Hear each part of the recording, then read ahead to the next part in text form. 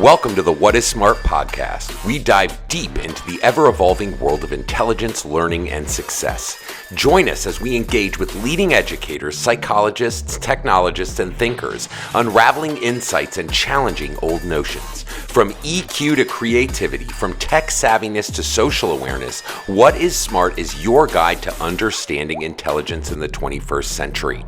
Let's change education together. Hello, everybody, and welcome to the What is Smart podcast. I'm your host, Garrett Wilhelm. What is Smart is brought to you by the Gardens Foundation. www.thegardensfoundation.org. You'll see it magically scroll across your screen right there. And guys, we're out there in the trenches doing the work that it takes to pull the people together, the Avengers of education, the Wolverine, the Cyclops, the everyone, to get things moving when it comes to changing this completely irrelevant education system we've designed. And that takes money. And so, as always, I ask you, Garrett, are you asking me for money? And the answer is yes. There's no other way I can put it. It takes money, guys. You can donate on our website. You can actually go and buy merch. The What is Smart logo gets the conversation started. Simply people saying, what is smart? Oh, I don't know. You tell me. And today, as always, we have people in the reconnaissance booths, on the phones, in the war room, looking for people across the globe to answer the question, the magical question, what is smart? And today is no different, my friends. Today, we have Julie Hasson. She is a professor, researcher, and I love this title, resilience trainer. She's the author of Safe, Seen, and Stretched, Classroom and Pause, Ponder, and Persist in the Classroom. Julie, thank you so much for joining us on What is Smart today. Hey, Garrett, I'm so happy to be here. Professors aren't usually cool enough to be called Avengers, so I feel pretty cool and confident. I love it. And in our land, professors are the superheroes because, again, I don't think the work can move forward in shifting education without, great folks that are embedded in it, obsessed with it. And as I learn more about the research world, I become more obsessed with it. So kudos to you and the work that you do. We always start the show, we get right into it, talking about, your path to developing professional development in speaking, your career in education. If you could tell our listeners a little bit about, one, the history you have in this field, and of course, two, what drove you to do what you're doing now in the field. I am a third generation teacher, mother of the fourth generation. We all taught early childhood up to third grade, so it's in the blood. It is my passion, it is my obsession. But I was a struggling early learner. I had a really hard time as an emerging reader making that move from letters and sounds and blends to reading. And lucky for me, I had a first grade teacher, Nancy Russell, who was so out of the box for the time and used this multisensory approach that I think we would think of as like Orton Gillingham now, really individualized learning and made such an impact on me as a reader. Turns out I have some visual processing issues. At that time, was diagnosed as dyslexic. And I remember early in that struggle thinking, I don't belong in school. I don't belong in a community of learners. Everybody else was reading. I have an academically gifted older brother. He's 361 days older. I don't remember him learning to read. I think he was born reading. So I knew there's something wrong with me. And I think if Mrs. Russell had shown frustration with me or any doubt, I would have seen myself differently as a learner. But she didn't. She loved me just like I was, but she had this vision for where I could go. She built my competence and my confidence. And I remember her classroom so clearly. And I really think she's the one that set me on a trajectory as a reader and a writer. And I'm so sorry that every kid doesn't have a Mrs. Russell that early. Because she was life-changing. She still is. life-changing for me. So all I wanted to do was be a teacher, just like Mrs. Russell, like my mom and my grandma. So I taught early childhood through third grade for about 15 years. And I had a great principal who convinced me to get a master's in ed leadership. Had no desire to be a school administrator. I love teaching, but our assistant principal suddenly left. I got tapped, hey, just fill in to finish out the year. And that Isn't was that it. how it always Yes, starts? it is. It was not my plan at all. And I stumbled Yep. into it and I loved working with him. I loved supporting teachers. So for 10 years, I was an assistant principal and a principal. Wow. And my last 3 years of being a principal, I was Mrs. Russell's principal. So I got to work with my Mm. favorite life-changing first grade teacher. And it was the privilege, still is the privilege of my professional life. I learned so much by just watching her as a principal do for kids what she had done for me. So in 2015, Mrs. Russell retired after 40 plus years, and I left public school to become a professor. I was tasked with not just teaching grad students, but having a research question and focus. And all I wanted to know is, what do teachers like Mrs. Russell say and do that makes this lasting impact on our lives? Why did I remember her classroom so clearly and some of the other teachers who made such an impact so clearly? And then some other classrooms were just sort of a blur, kind of fuzzy. And I started interviewing people, just former students, because that was the only way to understand teacher impact from a student perspective. That's And right. after about 600 quick interviews, I'm a qualitative researcher with a grounded theory approach. So my job is always to see, is there a framework? Wow. Yeah. People talked about feeling three different ways: safe and seen and stretched, and often a combination of those categories. So my first research focus was teacher impact. What does that look like? How do we do it more consistently and with intention? And I studied that for about 5 years. And then a little something happened in 2020 that made me shift that research focus a bit and look at teacher resilience, because we were Mm. losing our Mrs. Russells at too great a rate. And sometimes we were keeping them, even our great teachers, but not keeping them engaged. So for the past 4 years now, my focus has been on teacher retention, engagement, and now resilience. How do we develop resilient teachers who can navigate the demands of the work without burning out? And here I am with you.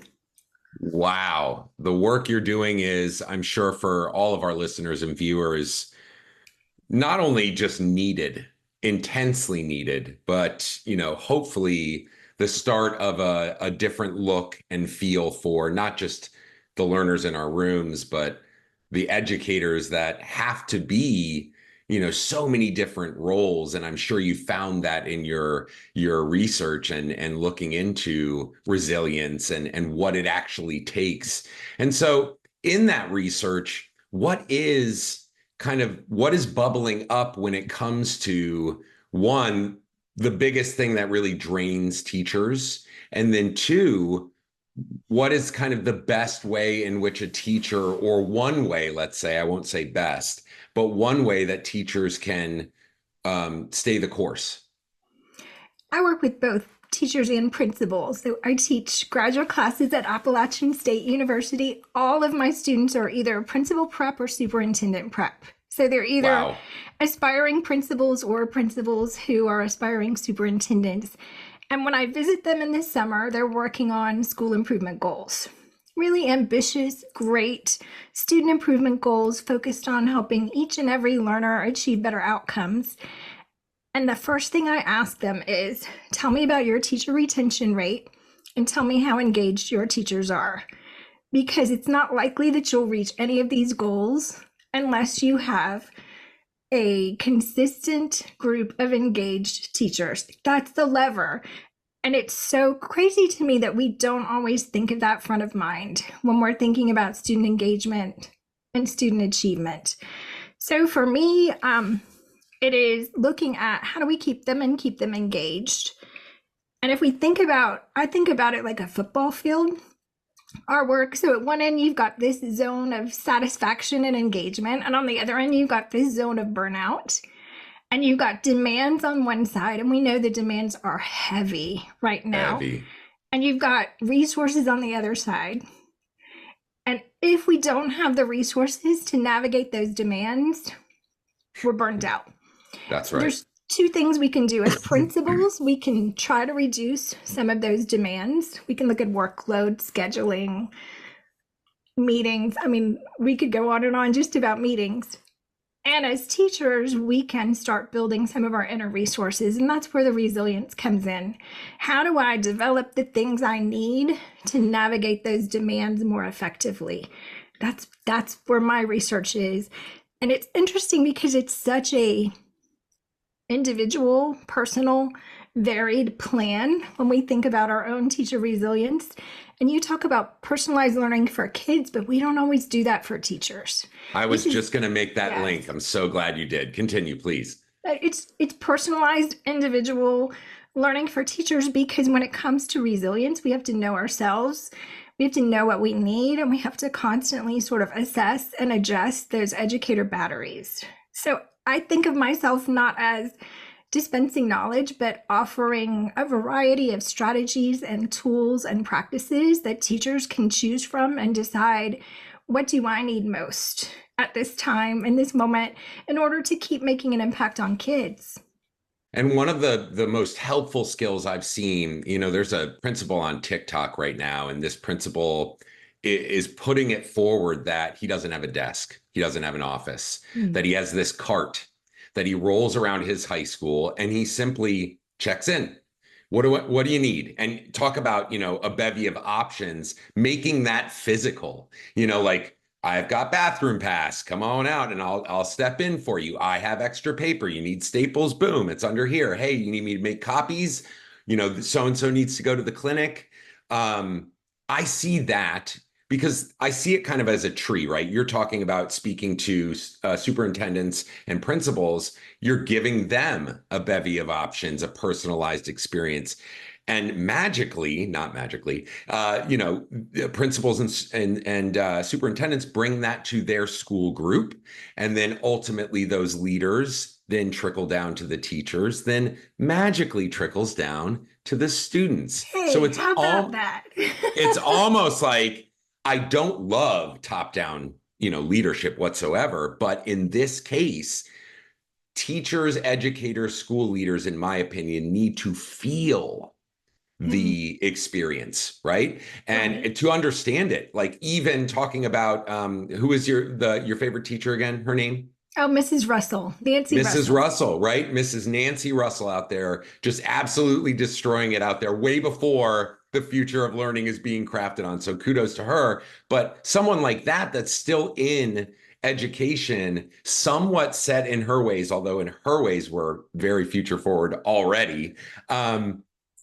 It's really difficult to understand, especially the introduction of technology, 2020, talking about pandemic, how things can be better, or, this tool might help X, Y, or Z. So I love the idea of the personalized experience. Now, in your research, has that then moved towards a framework that you work within or that you've developed for this implementation so that it aligns even to how personalized learning is being done in the classroom? It's different everywhere, right? Yes, it is. I love a framework. So what I did was identify, I'm going to nerd out for just a minute. Let's nerd out. That's what we're here for. In order to figure out which teachers I needed to talk to observe, to kind of get myself in touch with, used a simple Likert scale from 1 to 10. How committed are you to staying in the profession? From 1 to 10, how satisfied are you with your So work right simple. now? Yep. And if you're a 7 or higher, I want to talk with you. I want to know Yep. how you think about your work, what practices you put in place to sustain in the work. And they talked about 3 different areas. They talked about building supportive, strong relationships with students and colleagues and their leaders, because relationships are the lifeblood of teaching. And we know that it can feel really isolating. We know that if there's conflict in relationships, that can be depleting. So, comfortable, supportive, strong relationships are a focus. And also reframing. How do we think about challenges? Because these teachers think about challenges as opportunities.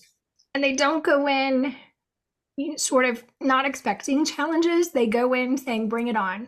What opportunity do I have today to get stronger myself or help my kids get stronger? And then they look at resilience.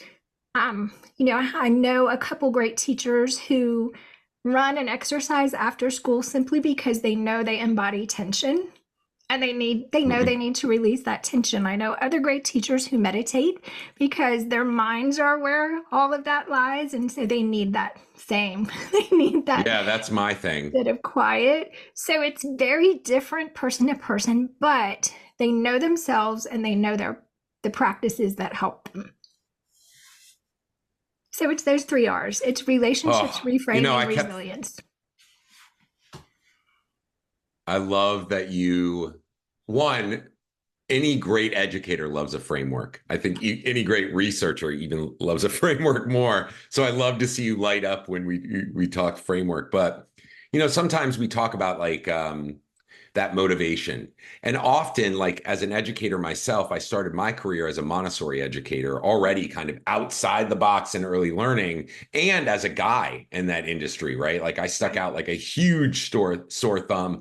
Funny enough, in my training, my first teacher in a subject called practical life, which is like everyday life skills for kids, and Montessori was very forward on that. I had Sister Anita as a professor, and she ripped me apart. I mean, but in a good way, right? Like almost in a gotta break you down to build you up kind of way. And anyway, what it ended up building within me, my education in Montessori and ultimately my teaching practice, was that obsession, that love, I equate it to, if you have a bucket, it's filled by empowering just that one little thing, that one kid that says puts the first 3-letter phonetics together to make a word, and then they light up, and then that gives you enough, right? Yeah. And I often found that as I entered into a broader scope and even school age programs, and now I have a preschool brand, I found that in hiring educators, there are often times where I'm in the room like, am I the only one that's like really super? I mean, I have a great team, but I also have a lot of different schools. And of course, there's staff members that we've had we've had a lot of turnaround, things like that, where you're just like, it's not there for you. So do you find that, is it something intrinsic that's like a little North Star within us? I feel like that. Or is there a way to tap into people to hit home and say like, yeah, this job is hard. Like it's super hard, but it matters.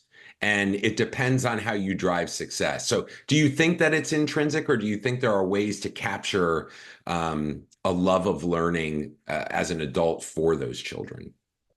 I think, like any profession, there's a fit and there are traits and dispositions. And we know that great teachers are curious. I think that's one of the most important characteristics. Teachers are experimenters. What if I try this with this kid? And let's just see what Yes. happens, and then we'll adjust. So, curiosity. You have to really love kids and get a kick out of kids. And you have to love problems and challenges because I mean Yes. that's our work. They're not a Yep. barrier to our work. They're not something that gets in the way of our work. It literally is our whole work. Like for Mrs. Russell, my challenges were her opportunity. And she sees that opportunity to change my life.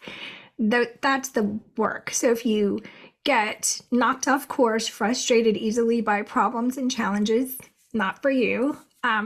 If you are, I love structure and routine, but if you're not flexible, teaching's not for you. So I think there are traits and dispositions, but I Yes. also think even our best teachers at times get depleted and lose that spark. That's And I right. think of like a teacher battery. The good thing about a teacher battery is it's rechargeable, and that's my work. So how do we help people when they realize, and that's the first thing is awareness, when they realize they're getting to that sort of disconnected, disengaged place to recharge, reconnect, re-engage.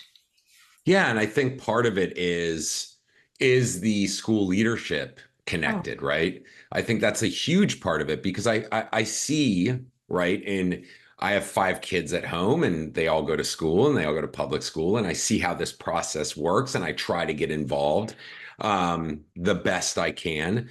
But I also know that there's fear-based leadership in a lot of these school systems where a teacher is always looking over their shoulder to make sure that they're meeting the SOL mark or the map testing or the whatever it may be. The pressure is so thick when it comes to most public school systems. There are some out there doing some really cool stuff. But talking about how important that is, how have you seen that, right, in your extensive research? And then two, is there ways for educators to put up a boundary, a barrier, so that they can still live in their microcosm of like love and not feel, the unfortunate ego in education? I always equate it to, some teachers just like to get up in front of people and talk. And if that be the case, talk about a good fit. My school system has a motto. It's drop the ego, trust the child. The first thing that mm, you should be doing when you bomb a lesson with your learners is look in the mirror. How did I show up, right? And I love what you said, by the way, of, naming what isn't a good fit. It's okay if you're not good at teaching, but no, for me, I take it super seriously. It's the future of our world. And so if you're not looking at it like that, then maybe find another career, because there are certain people that it starts here and you can get here. But mhm. some people just, I'm not the greatest basketball player. I enjoy it, but I know that I'm not the greatest basketball player. There are many, many people. My kids could probably crush me in basketball, but I just love the fact that you point out the things that, potentially could have someone have some self-awareness around that. But Yeah. how do we build that shield, Mm. for educators that are in fear-based leading systems? I mean, I had a principal, a great principal, the one who hired me as an AP, who would say, a school will never rise above its principal. I believe that's true.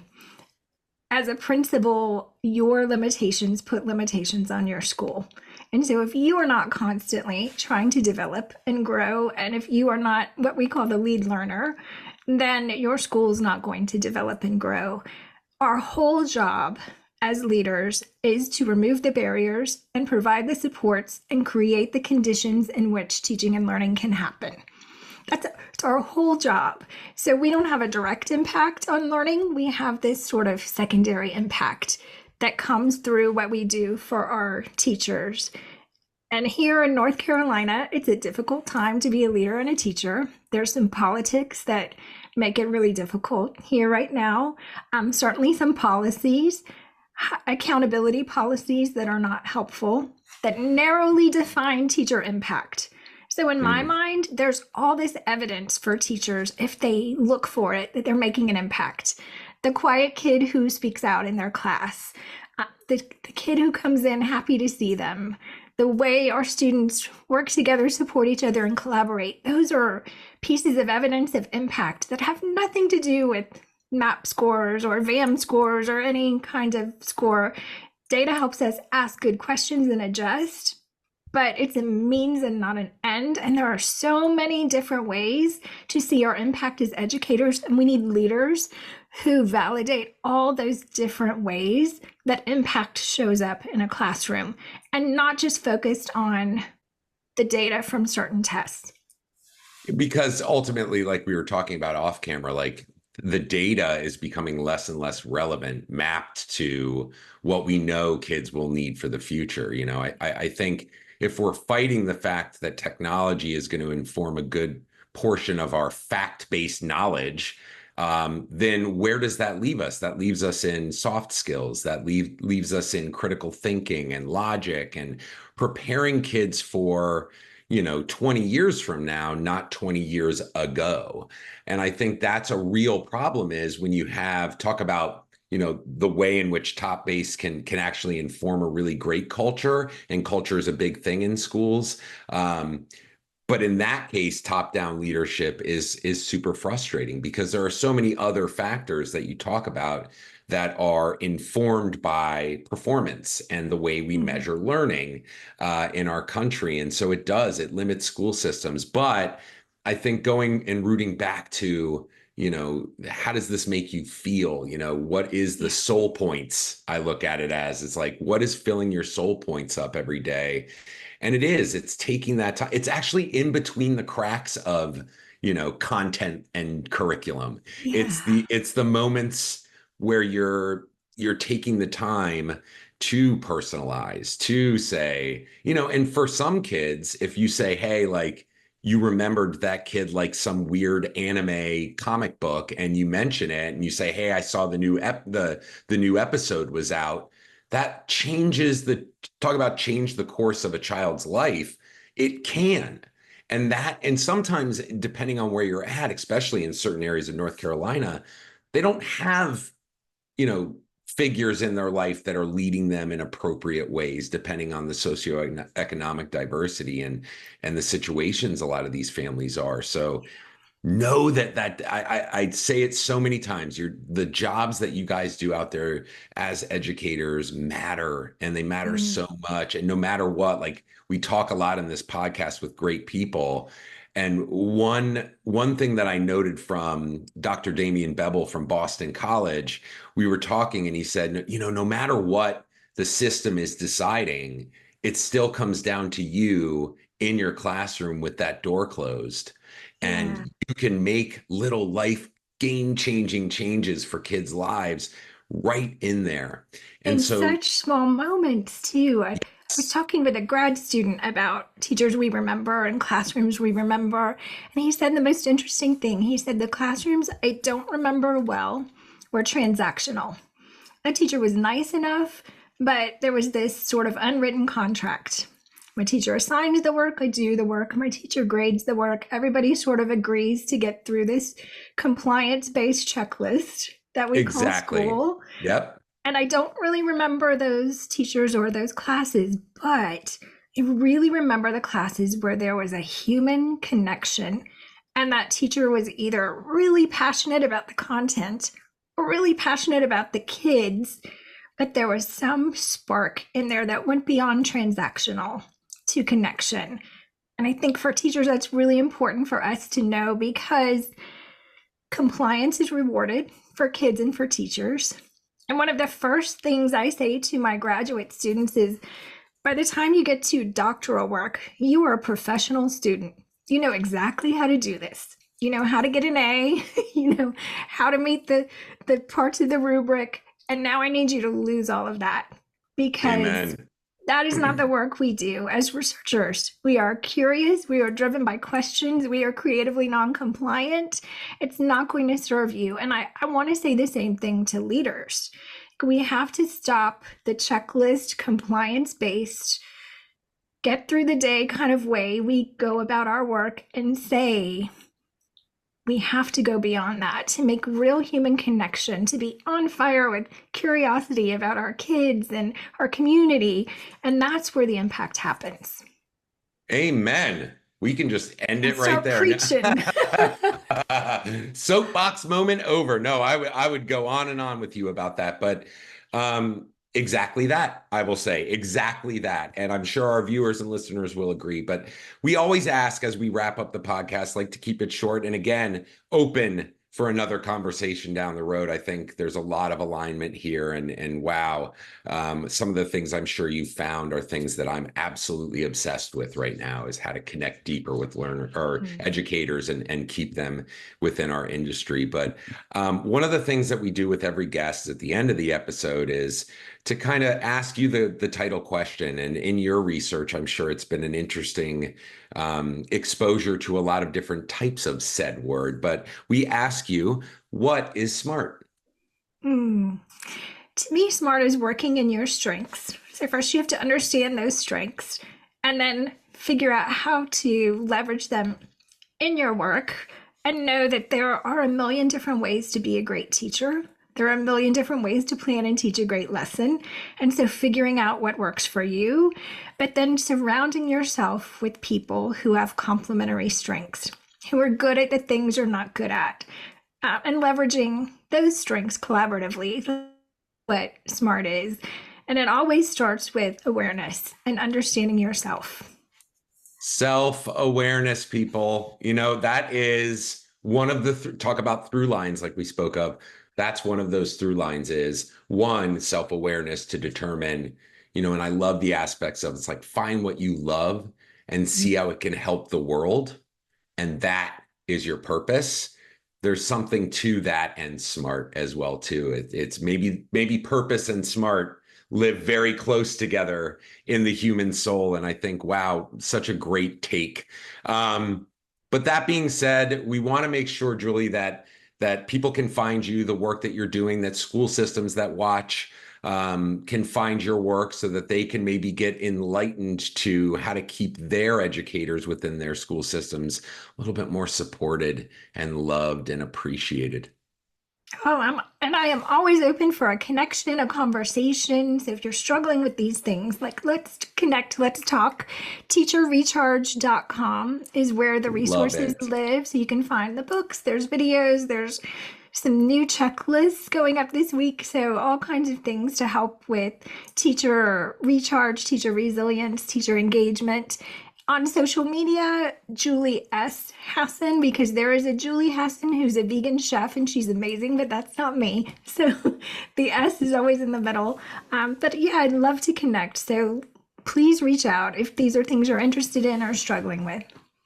Please do. And Julie, it's been an absolute pleasure. Like I said, I really hope that we have the opportunity to continue this conversation down the line. We're having a summit soon where we have a lot of great people that have been on the podcast really collectively talk about these bigger issues. But what a fascinating journey. We thank you so much. And also, viewers, we thank you for spending your time, your drive home, your break. Maybe you're throwing down a sandwich with us. We really appreciate it. Just the fact that people are thinking about this in the world says that we're moving forward. So from What is Smart, we thank you so much for joining us. We will see you on the next episode and have a fantastic week.